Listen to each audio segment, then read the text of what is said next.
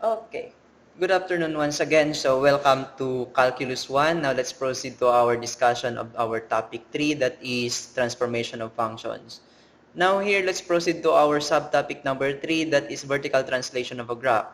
So in general, it is quite difficult to graph f of x and g of x and produce the graph of f of g of x. However, if one of the functions is linear, to the graph, one of the functions is linear to the graph of the computation function, the linear transformations of the graph is considered. Dayan siya. The linear transformation of the graph is considered. The first case is to take the graph of f of x and produce a graph of f of x plus c for some constant c.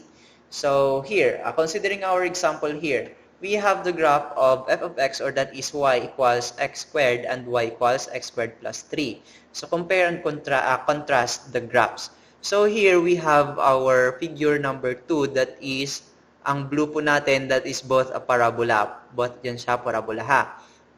So we have our blue, which is defined by y equals x squared. Then our red, which is defined by y equals x squared plus 3.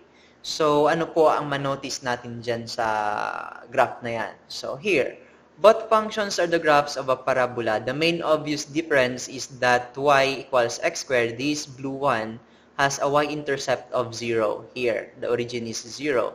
While that of the other function, y equals x squared plus 3, has a y-intercept of positive 3. So in fact, that at any value of x, the point on the graph, y equals x squared plus 3, is plotted exactly 3 units higher than the corresponding point on the graph.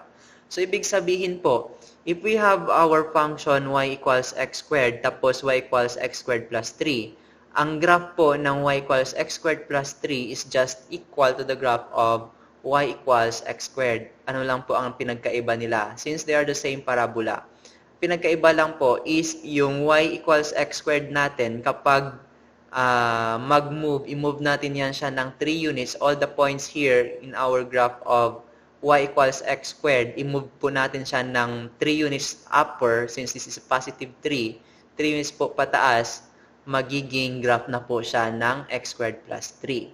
Okay? But if we have our negative 3 units ito, if we have our negative 3, y equals x squared negative 3, ano po ang mangyayari sa graph natin ng y equals x squared? Our reference graph here is y equals x squared. If we have plus 3, that is y equals x squared plus 3, move po tayo, lahat ng points po in our graph, i-move po natin ng 3 units pataas. Okay? Then, move po natin siya ng 3 units pataas, yun po ang maging result po ng ating y equals x squared plus 3.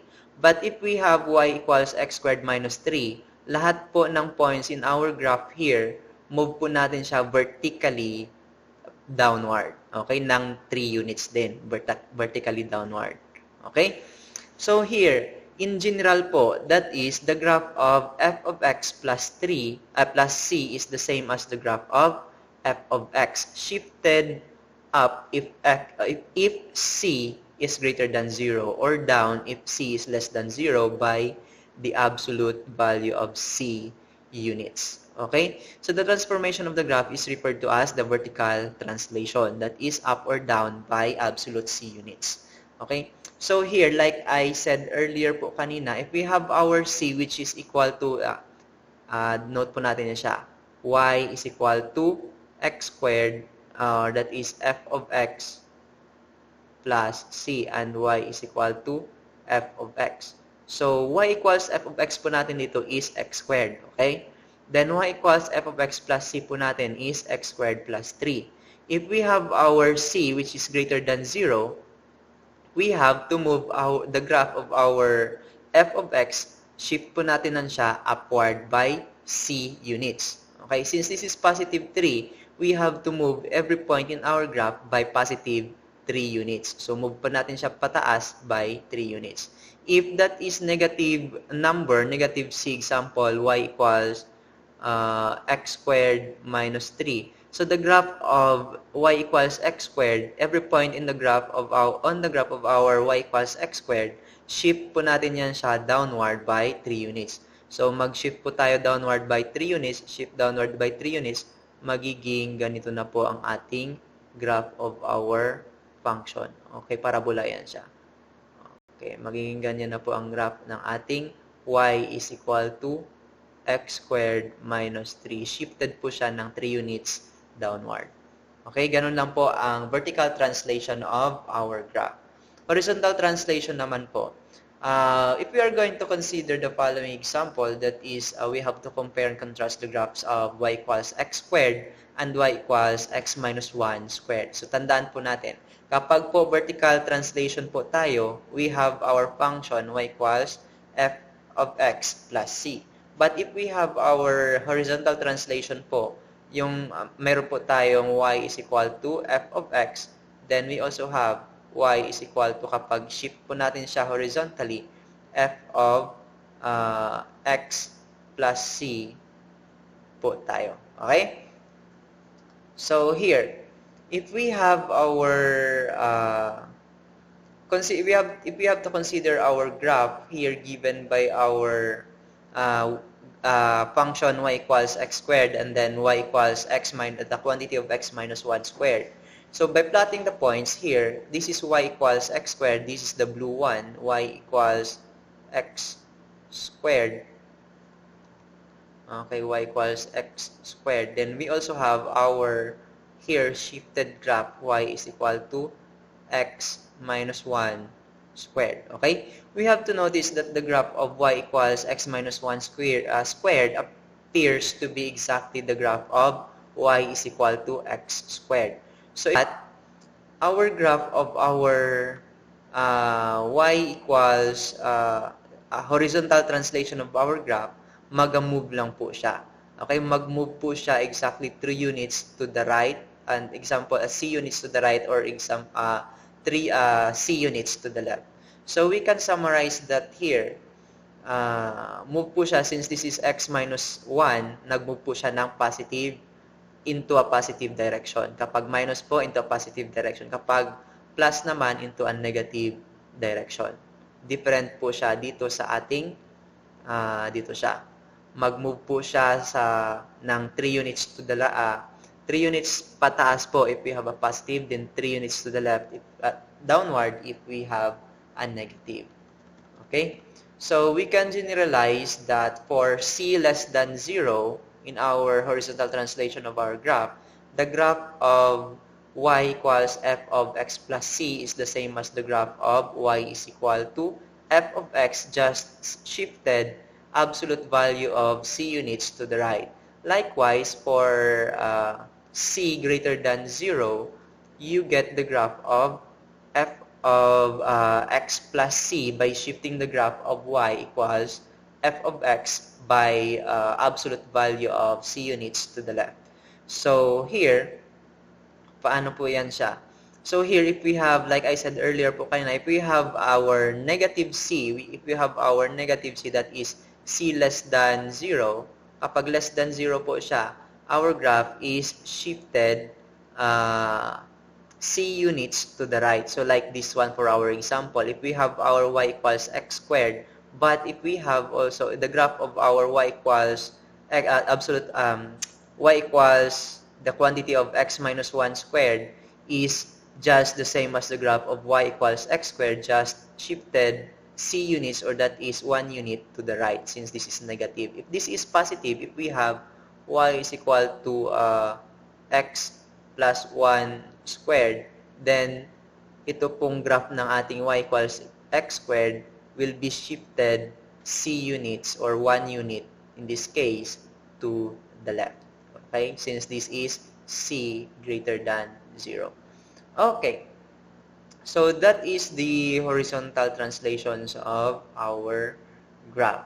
So first, we have to consider this one. We have to consider our example, or the comparing the vertical and horizontal translations of our graph. If we have the graph given by here, that is here. If we have the graph of y equals f of x shown in our figure later, that is sketch the graphs, or we have to sketch the graph of y equals f of x minus 2 and y is equal to f of x minus 2. Different po yan sila. So, saan po dito ang ating vertical? Saan po ang ating horizontal? This now is our vertical since that is a vertical shift since y that is in the form of y is equal to f of x plus c.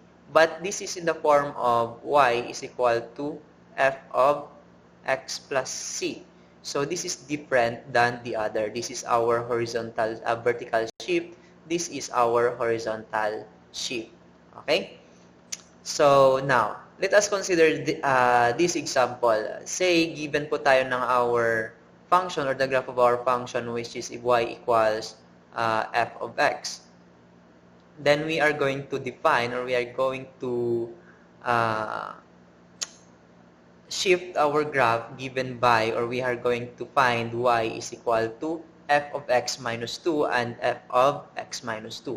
So here, the graph of f of x minus 2, that is, we have to simply translate the original graph 2 units downward as shown in figure here. That is figure 1 point, that is figure 5. Okay? So here, simply translate the original graph 2 units downwards. Since this is negative 2, vertical shift po tayo. So kung negative siya, downward po siya. Kung positive siya, upward po siya. Okay? So since this is negative, so we have to shift our graph. So notice lang po natin our inflection point here. Again, inflection point is the point where the graph changes its curvature. So here, we are going to consider here our graph. Inflection of our graph which is at the origin. If we have to shift that one downward by 2 units downward, so then we can get our graph of our f of x minus 2. Okay? Or the graph of our original function that is y equals f of x. Shifted po natin ng 2 units. We have to move that one 2 units to the 2 units downward. Since this is negative, then we can get the graph of our f of x minus 2. Okay? And now, considering na naman po, to graph y is equal to f of x minus 2. So here, we have to move, since we are dealing here with horizontal translation, so this is negative, so we have to move our graph to the right. Okay? Kapag negative po siya, to the right. Kapag c less than 0, to the right. Kapag c greater than 0, that is to the left. If we are dealing with horizontal translation. If c is greater than 0, so in our vertical translation, if z is greater than 0, so we have to move, we have to shift our graph upward. Okay? If we have c less than 0, if we have to shift the graph of our original function downward. Okay? So, balik po tayo dito sa ating horizontal shift of our graph, f of x minus 2.